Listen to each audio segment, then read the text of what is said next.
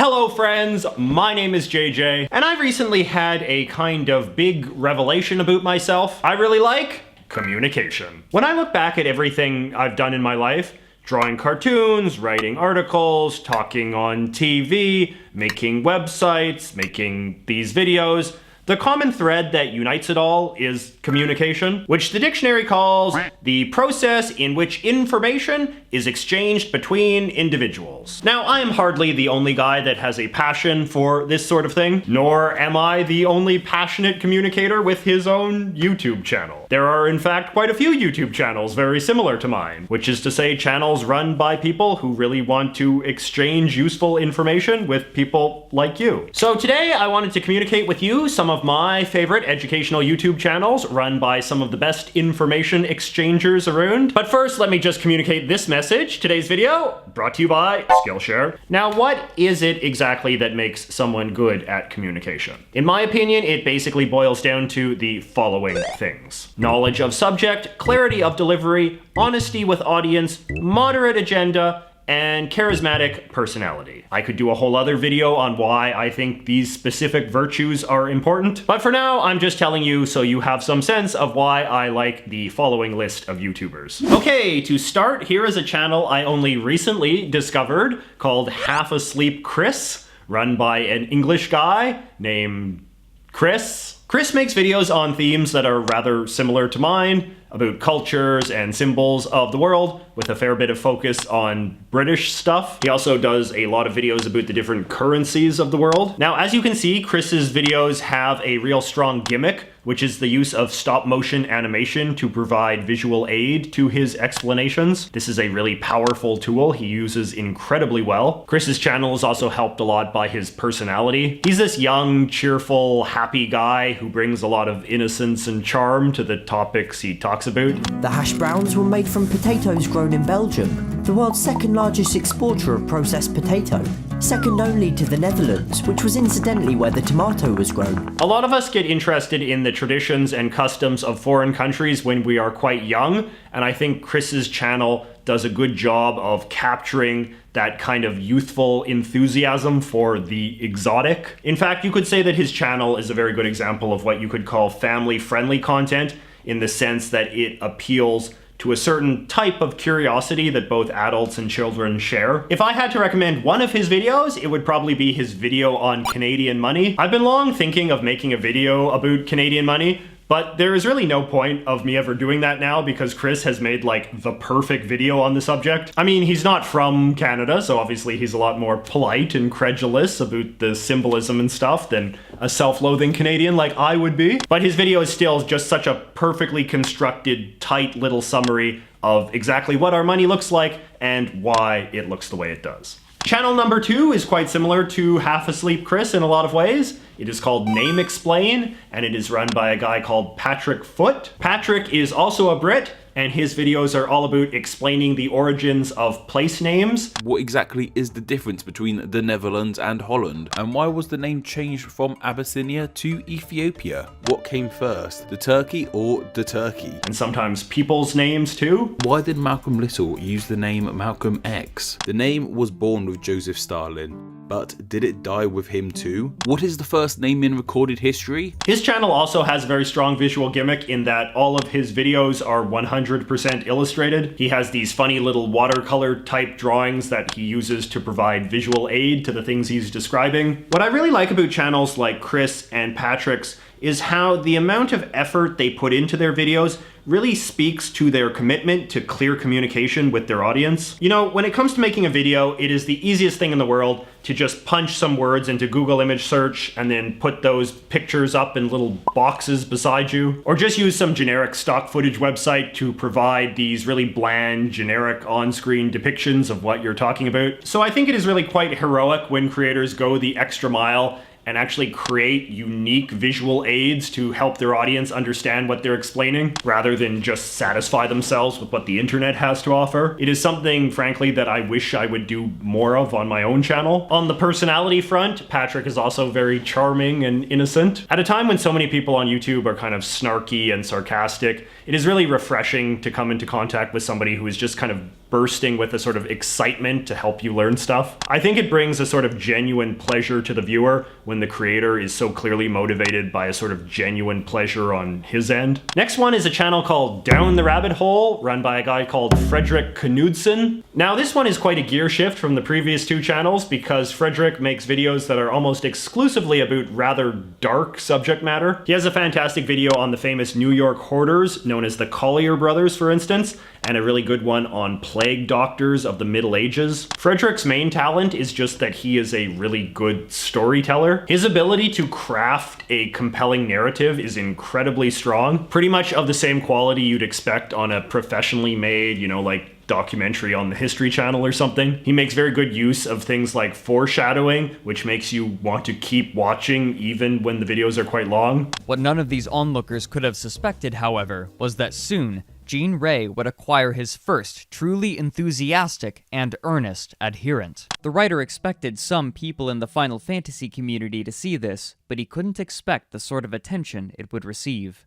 This page very quickly became one of the most popular on the website, and set in motion the exponential growth of interest in Christian Weston Chandler, as well as the efforts to tease and harass him. As you can see, he has this very dry way of talking, which I think only adds to the sort of creepiness factor of the often very disturbing subjects that he's describing. My favorite video of his is this one, about a guy called Christian Chandler, better known as Chris Chan, better known as Sonichu. I don't want to oversell it, but I can honestly say this is perhaps one of the strangest videos I have ever watched in my entire life. The story of Chris Chan is such an incredible tale of mental illness, meets fanatic fandom, meets cyberbullying, meets every other disorder of the 21st century. You really need to watch Frederick tell this story, particularly if you have absolutely no idea of what the Sonichu phenomenon is. Next channel is Big Joel, who I mentioned in passing in a previous video. Big Joel, whose real name is Henry, does videos on film criticism, which is not a topic I thought I would be much interested in because I don't really like movies all that much. But his videos aren't really about movies so much as they use movies as an entry point for talking about bigger ideas in philosophy. One of the consistent themes of his channel is that we humans tell stories to each other in an effort to communicate certain ideas of morality, but in practice, a lot of these stories wind up having very confused and contradictory concepts of right and wrong. This all sounds very high-minded, and it is. Henry is a very brilliant guy, and I am often in awe of his ability to deconstruct multiple layers of meaning, even in a very basic work like Shark Tale. When you want to know how a film constructs its message, you can't just look at the images it provides, extrapolate what those images might mean, and then conclude that that's what the movie is about. You also have to look at the way that those images are framed by the characters in the movie. And in the case of Oscar, the very overt cultural critique that the movie seems to be levying is largely unrelated to the conflict he faces or to the way that conflict gets resolved. But I would say that Henry's biggest talent is that he has this very disarming way of talking, which creates this very powerful but very strange sort of charisma. Even though he's obviously this very high-level intellectual, he's also just this small, disheveled guy who talks in this very modest, humble way. He makes lots of little cute jokes and never really seems to take himself that seriously. What a great twist, What a thing to think about. It's a good episode.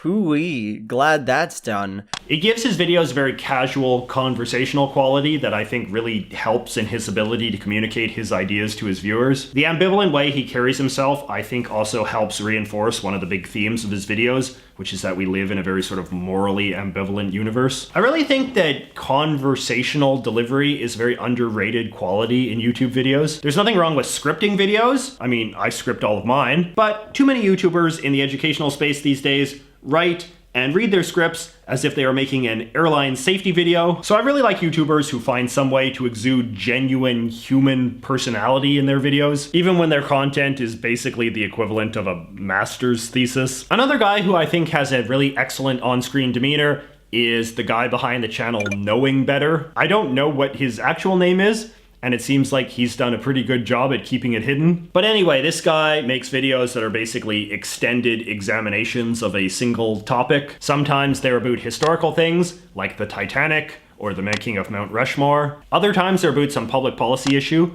like privatization or gun control. If you've ever seen a John Oliver rant, I would say this guy's videos are like a mellower version of that sort of thing. The Knowing Better dude is another very smart guy who clearly puts a lot of research time into his videos. This makes him a great antidote to the sort of glib, superficial educational videos you see a lot of. You know, videos that purport to tell you the full story on something, but are really just a regurgitation of the Wikipedia page. Knowing Better is actually a very good name for the channel, since the guy seems to put a lot of effort into making you actually know a topic better than you did before. Like, we all know something about the Titanic, but after watching his video, you will realize how much detail and context you were missing. As I mentioned, the guy has a very attractive personality as well. He has very moderate political opinions and very moderate, disposition, just like in terms of how he carries himself. So my goal with this video is not to sway you one direction or another. What I hope to accomplish is to serve as somewhat of a bridge between the two sides. I want you to understand where we were,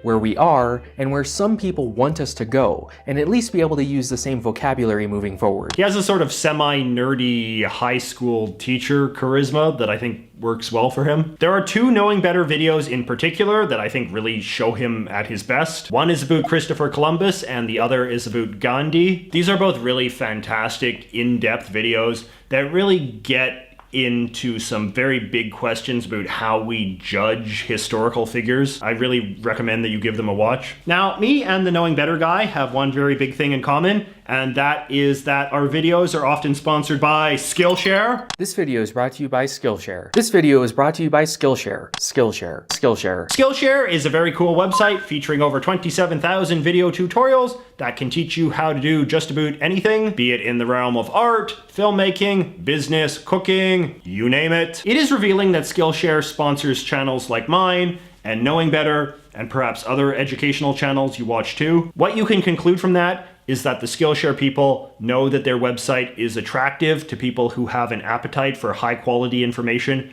communicated in a clear and compelling way. And that certainly defines Skillshare videos, which are defined by their charismatic, knowledgeable hosts, professional pacing and editing, and user-friendly interface. The best of all are their premium videos, which are really in like the highest quality tier as far as these sorts of things go. And you can get 2 free months of access to these premium videos, as well as everything else the site has to offer, if you subscribe using the link in the thing below. Supporting Skillshare is also an important way that you can support channels like mine and all of the other channels that Skillshare sponsors. You get something, we get something, it's win-win. Lastly, let me just quickly run through a couple of honorable mentions of other channels I've enjoyed. I'm sure 99% of you are already very familiar with Geography Now, but if you're not, you should really go watch it. The very charming host Paul Barbado does these great videos explaining every country in the world one by one. His profiles are amazingly rich and detailed, and the depth of his knowledge is just incredible. I'm also quite fond of the channel Gamer from Mars, which is basically just a somewhat conventional channel that tells the story of the rise and fall of various internet celebrities. As someone who is not super plugged into internet celebrity culture, I find his videos are a very good way to get up to speed with what all the